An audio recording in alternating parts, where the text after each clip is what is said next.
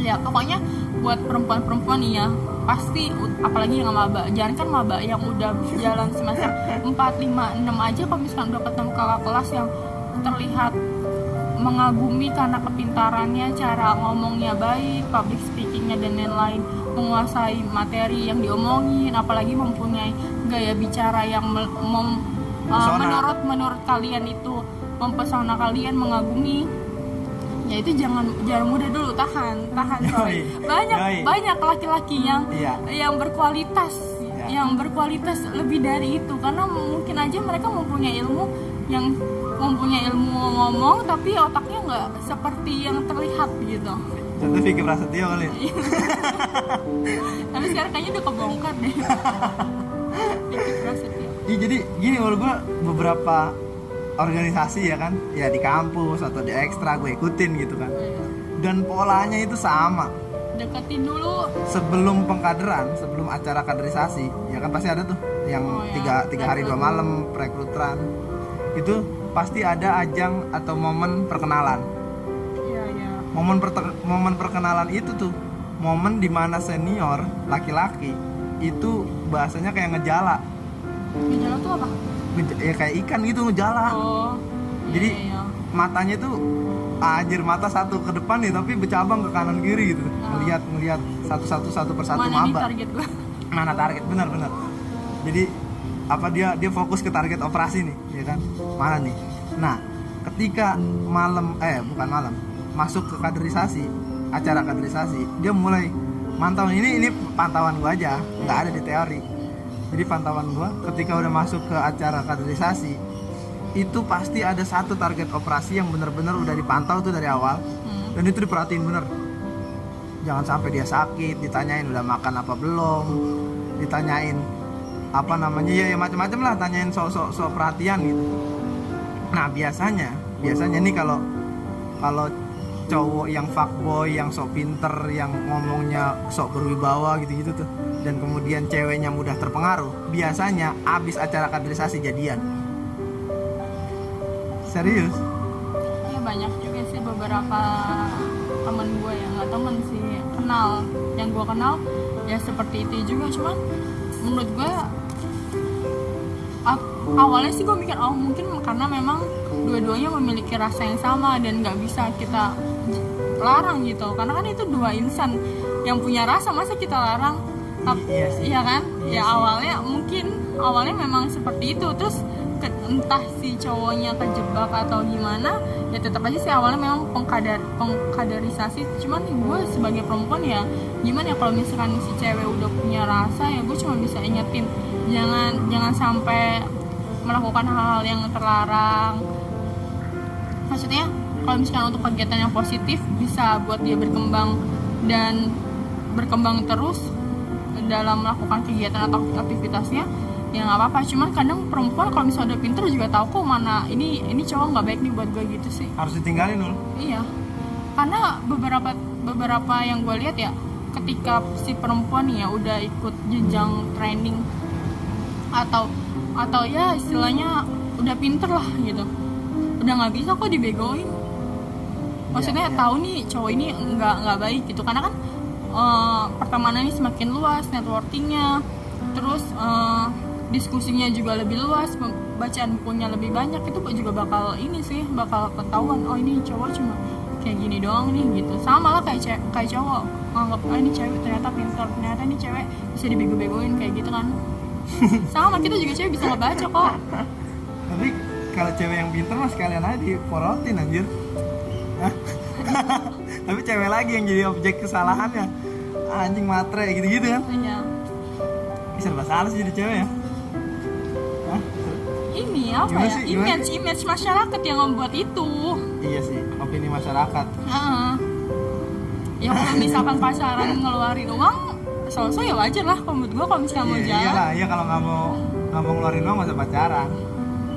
Ya jangan kan pacaran, lu temenan aja ngeluarin uang untuk nongkrong dan lain-lain. Iya nggak sih? Kita berangkat kuliah aja ngeluarin uang. Tapi kan yang kalau menurut pandangan gua, yang gua sebut cewek matre itu yang berlebihan, Nur. Dia kan kalau dalam pacaran, dalam relasi itu kan harus ada kesepakatan dong, dan harus saling tahu gitu kan.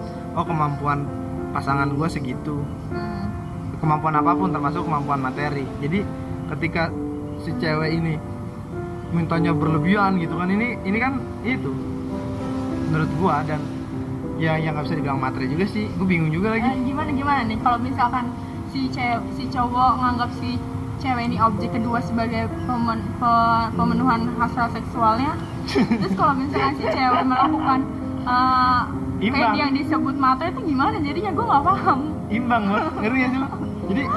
Jadi gini ya, misalkan gue demen sama lu misalnya ya kan, apa namanya, dan gue apa namanya melakukan hal-hal yang ya kecerdasan gue pakai gitu kan sampai lu mau gitu kan, jatuh cinta gitu kan. Dan tujuan gue adalah supaya pemenuhan hasrat, dan lu sebagai cewek yang pinter gitu ya, lu paham bakal jadi objek untuk pemenuhan hasrat, maka lu juga jadiin si cowok pacar lu gitu kan, jadiin pasangan lu itu sebagai objek pemenuhan hasrat juga. Kalau kayak gitu itu namanya toxic relationship. Oh, itu toxic. Coy. Oh. Kalau menurut gue itu udah masuk toxic dan harus ditinggalin. Kalau misalkan dia sadar, si perempuan sadar si cowok itu untuk pemenuhan hasrat, ya harusnya ditinggalin dong. Bukannya membalas dengan, ya berarti apa bedanya dia dengan pekerja seksual kalau kayak gitu? Oh iya. Iya nggak sih? Oh iya. Apa bedanya kasus om gitu ya? Iya. Oh, iya. Apa bedanya? Itu kan sama aja bertukar. Iya. Iya nggak sih, harus Itu toxic benar. itu toxic dan harus ditinggalin. Jangan kan itu deh, kayak contoh pacaran yang nggak bisa buat lu berkembang. Contoh misalkan cewek lu nih, lu mau ada kegiatan kemana, nggak boleh, kamu harus nemenin aku kesini dan lain-lain.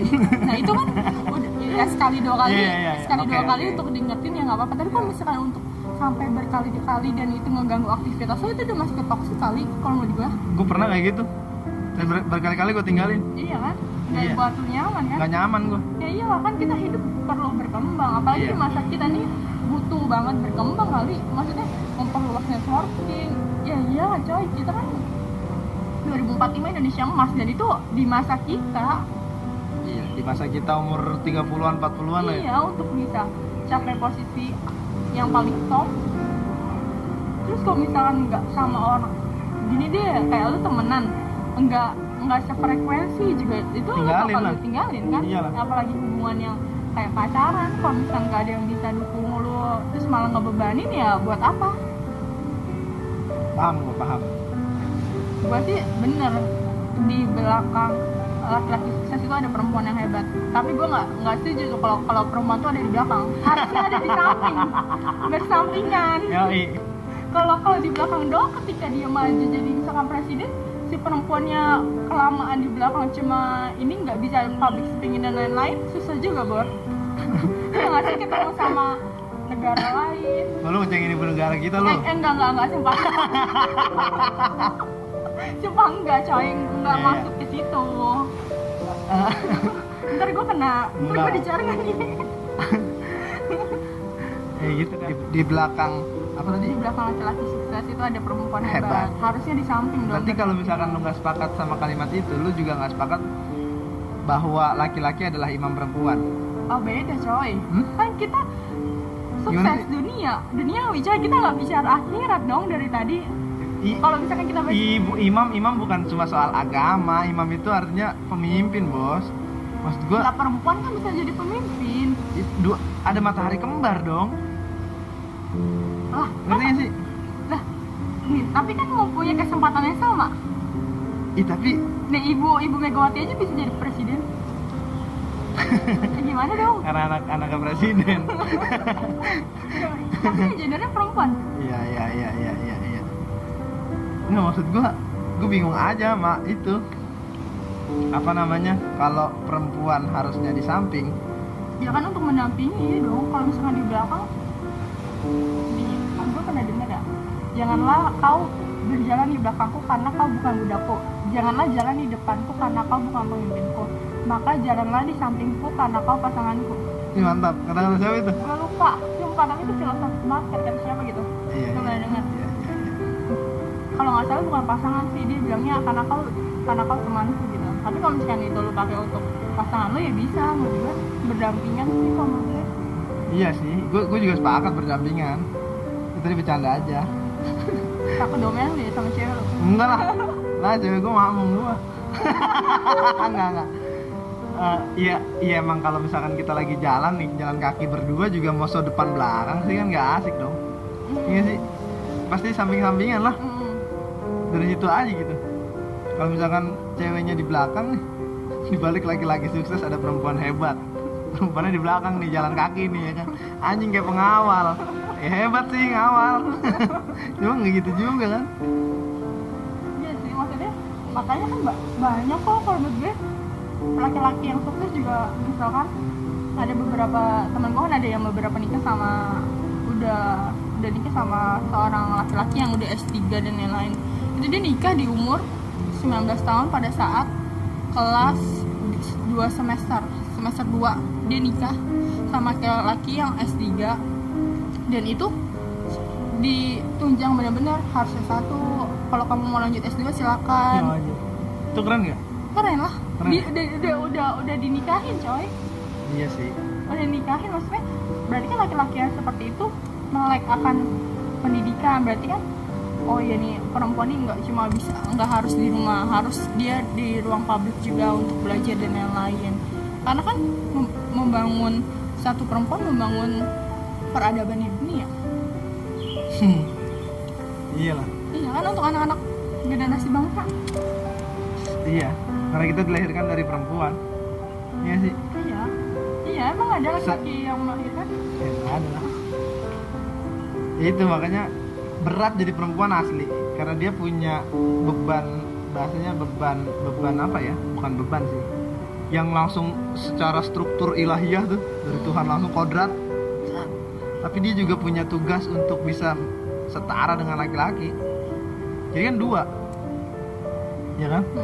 Dia punya kodrat ilahiyah yang nggak bisa ada di laki-laki, kayak rahim, menstruasi, kayak gitu-gitu. Dan dia juga harus punya potensi untuk tampil di publik. Sementara laki-laki cuma satu doang gitu. Cuma kodrat yang ditaruh di dunia gitu, bukan kodrat yang langsung turun dari Tuhan, yang dia nggak punya rahim, laki-laki kan. Itu makanya beratnya jadi perempuan gitu. Nah terakhir nih gue pengen nanya, lu pernah dilecehin gak sih?